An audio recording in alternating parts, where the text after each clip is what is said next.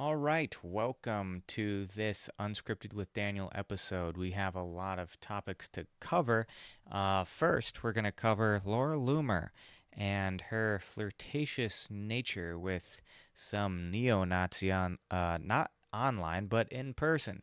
So we're going to go ahead and cover that. Let's go ahead and look at this video here, and I'll just let this video do the talking. This is from the Surf Times.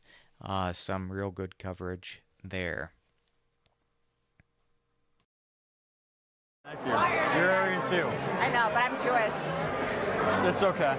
He's also underage. I didn't know that aspect. Wow, Laura. So Laura Loomer flirting with an underage minor who's a Nazi. Well, at the same time, that same Nazi is being like, well, you're also Aryan, aren't you? And she's like, well, no. And he's like, that's all right. We can make exceptions. Yes. Today, we get to see what it's like when Laura Loomer has a press pass. We'll continue to evaluate all of those to make sure, again, that national security is protected. That is the Secretary's utmost priority. But given the fact that the Qatari royal family and Qatar itself is the biggest financier, along with Turkey, of course, the financier of the Muslim Brotherhood, would that relationship and partnership be reevaluated since the designation could possibly include Qatar? I'm not tracking any reevaluation at this time, but again, the Secretary really keeps national security top of mind, and this administration does as well. So we will always make sure that American assets are protected.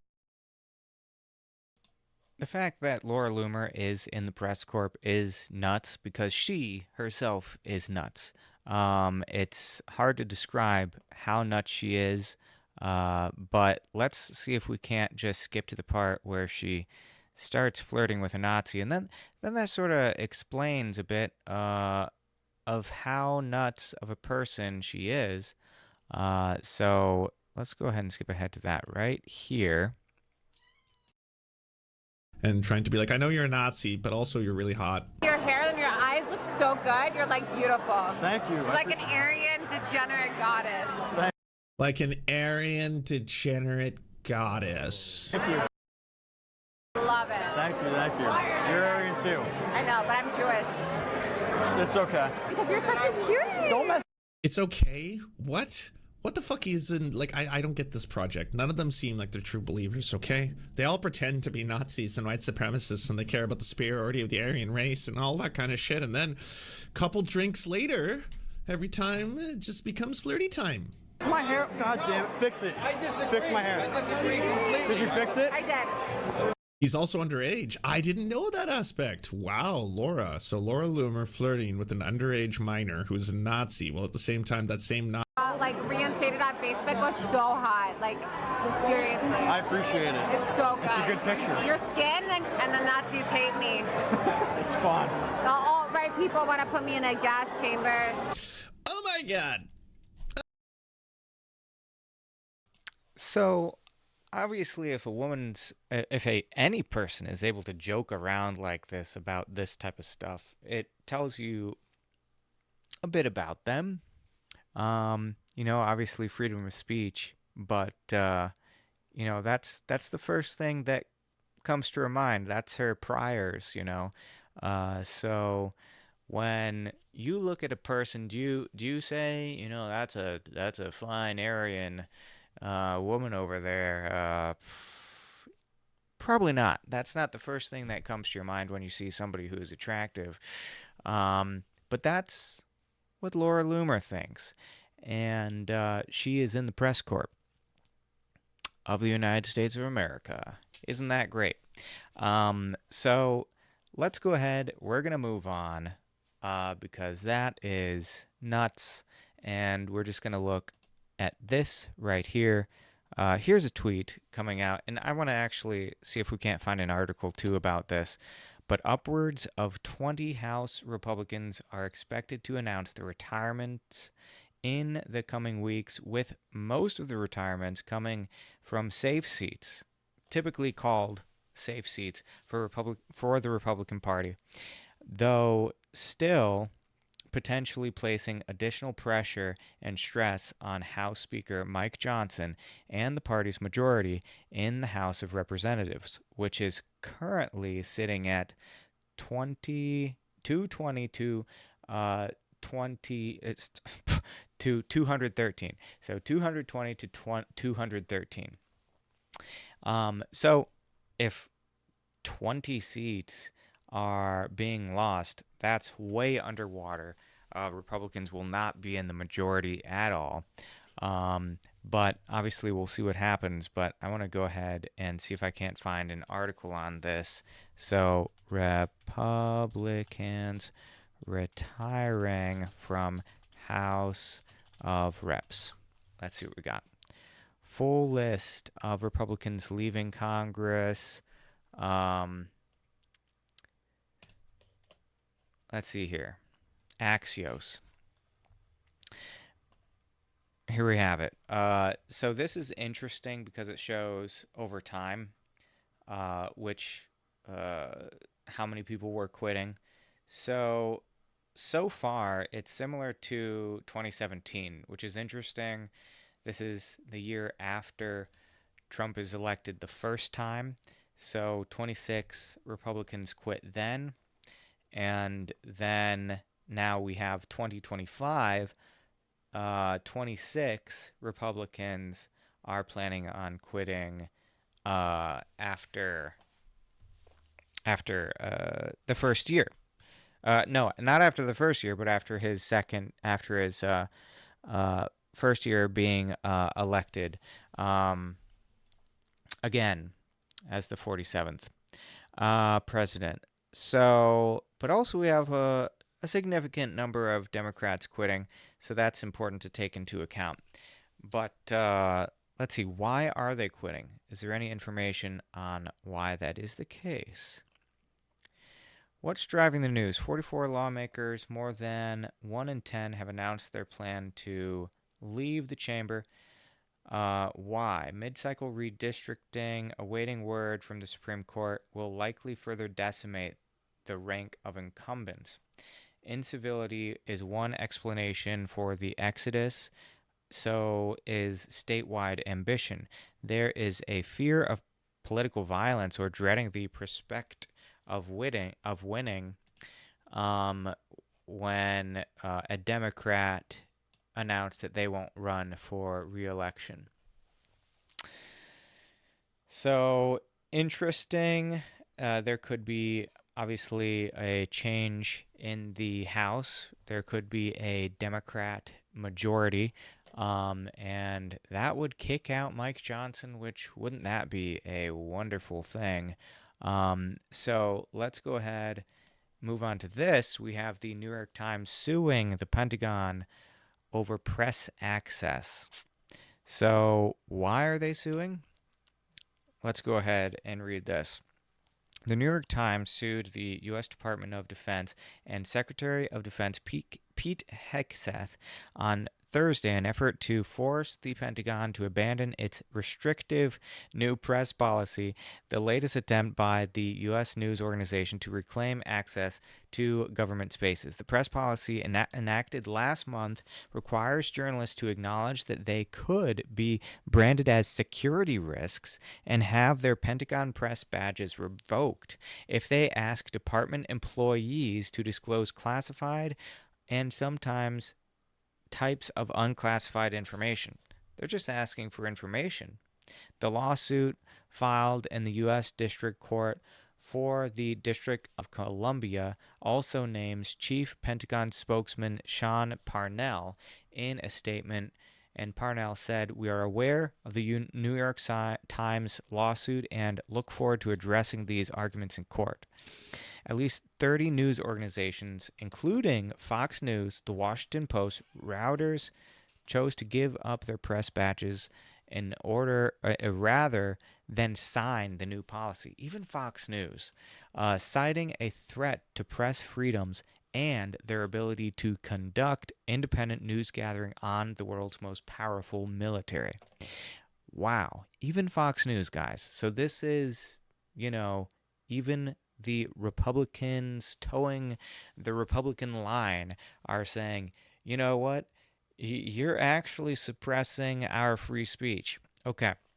The Times says the policy violates the right to free speech. In its complaint, the Times alleges that the policy violates the rights to free speech and the due process, and that, if allowed to stand, will deprive the public of vital information about the United States military and its leadership. The policy is an attempt to exert control over reporting the government dislikes in violation to the free press's right to seek information under the First and Fifth Amendment rights protected by the Constitution. The New York Times spokesperson Charlie Stadlander said in a statement. Wow. So let's see here. The policy enacted under Hegseth states that receiving or publishing sensitive information is generally protected by the First Amendment, but adds that soliciting the disclosure of such information may weigh in the consideration of whether you pose a security. But adds soliciting the disclosure. So, soliciting meaning asking for disclosure of information. What, about the Pentagon? Asking for information about what the Pentagon is doing? Like, specifically, this is in the backdrop of Hegseth and his cronies bombing the Venezuelan fishing boats or fueling boats. Some people say they're fueling boats, actually. Okay, let's say hypothetically they were cocaine boats.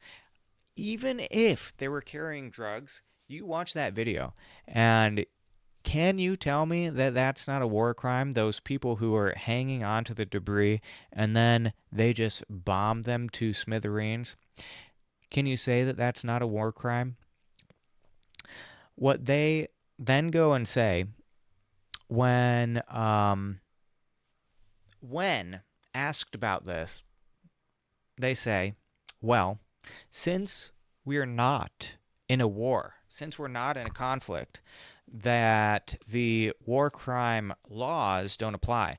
When at the very same time, they say that, we have a crisis at home, therefore we are able to put in place the Alien Enemies Act, which is, if your nation is at war, then they reserve the right to get rid of all these immigrants or aliens or whatever, like they did to the Japanese, put them in internment camps, etc.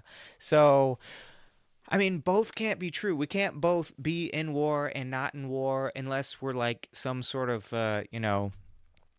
is the cat dead or is it not dead?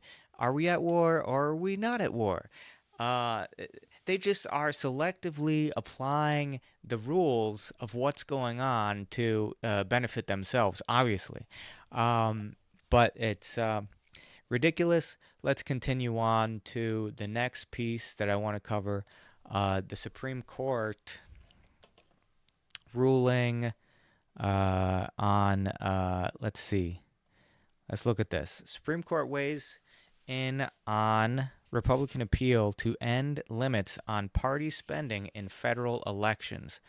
So this is what I'm saying as far as, when I'm saying the further pay-to-play election system, it is the further pay-to-play erization of our election system.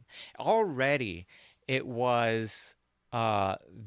is very easy for corporations to donate to political campaigns. Already, it's pay to play.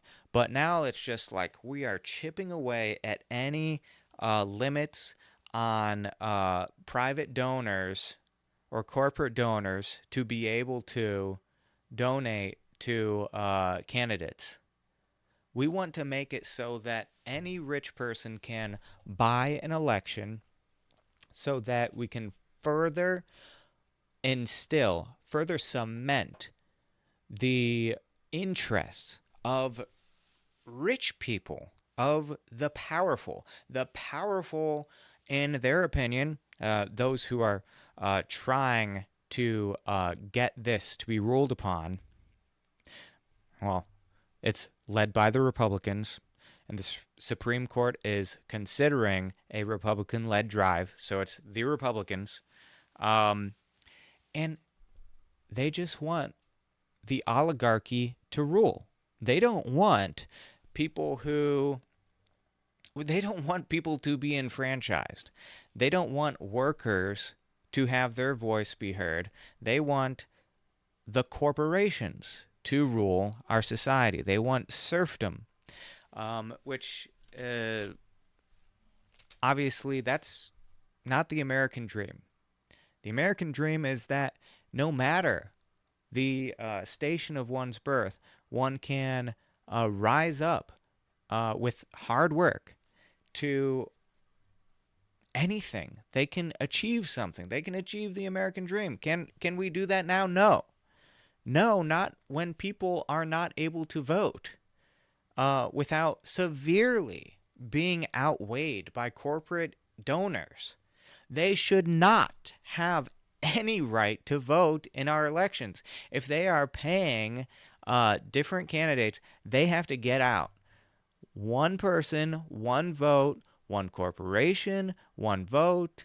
There has to be severe limits on campaign donations for any candidate. Any candidate, any organization. Let's get rid of the ability for them to donate to any campaigns. It's ridiculous. It should be only promoted by the state. A minimum amount of money funded by the state per candidate. That's it. Okay. Let's just dig into the details here. So this is backed by, of course, President Donald Trump's administration to overturn a quarter-century-old decision and erase limits on how much political parties can spend in coordination with candidates for Congress and president.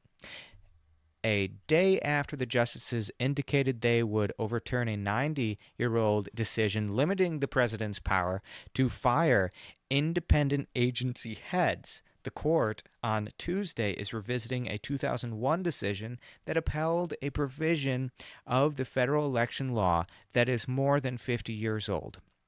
Democrats are calling on the court to uphold the law.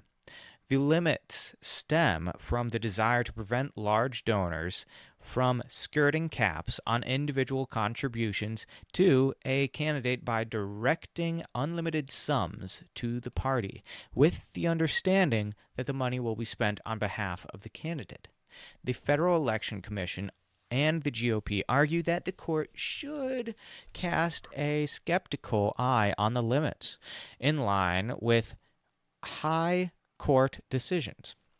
Led by Chief Justice John Roberts, a conservative majority has upended a variety of congressionally enacted limits on raising and spending money to influence elections. The court's 2010 Citizens United decision opened the door to unlimited independent spending in federal elections after the Trump administration joined with Republicans to ask the court to strike down the campaign finance law. The justices appointed a lawyer to defend it. Roman Martinez, an experienced Supreme Court advocate, is offering the justices a way out of the case without deciding anything. Instead, they should hold the case is moot now that the FEC agrees with Republicans that the law is unconstitutional and there is no credible risk the agency will try to enforce it, Martinez wrote. The Republican committees for the House and Senate candidates filed the lawsuit in Ohio in 2022, joined by two Ohio Republicans in Congress, then Senator J.D. Vance, now Vice President. Oh my gosh, it's all related. Ugh. In 2025, the coordinated party spending for Senate races ranges from 127,000 in several states with small populations to nearly 4 million in California. For House races, the limits are 127,000 in states with only one representative and 63,600 everywhere else. Essentially, they want to make it so that they can do unlimited amounts of money. This is ridiculous. It is so ridiculous. Oh my gosh. It's unbelievable. Let's see. I got a poll here. If anyone's watching right now, we got a poll. And the poll is right here. Do you think Trump is a neo-Nazi? You can answer this question right now.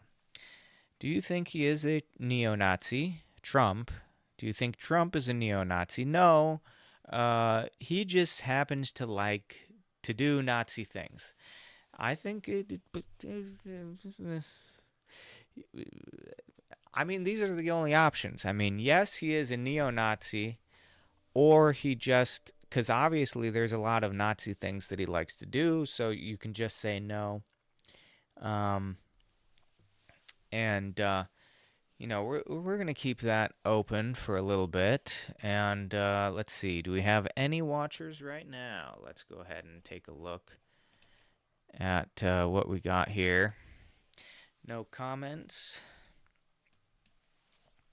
We're gonna go full screen now. All right. So with that being said, I think we have a full stream now. We are going to end the stream, and I'll see you next time, and I'll cover some more relevant national news.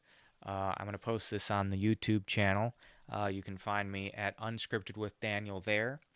And that's that. All right. Have a good one. Bye-bye.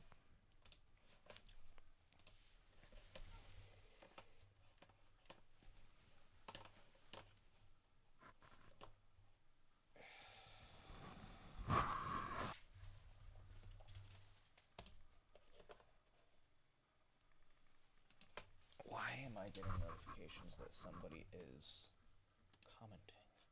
The Girl Scouts of America.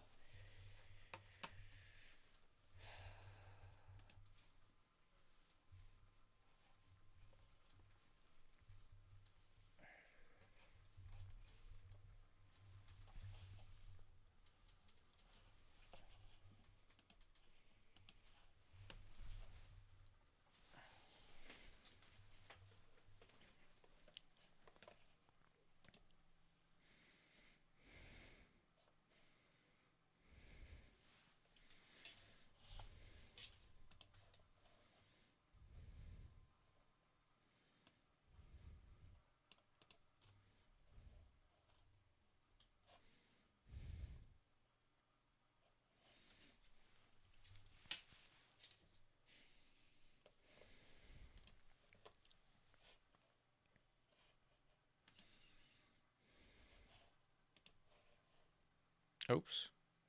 Stop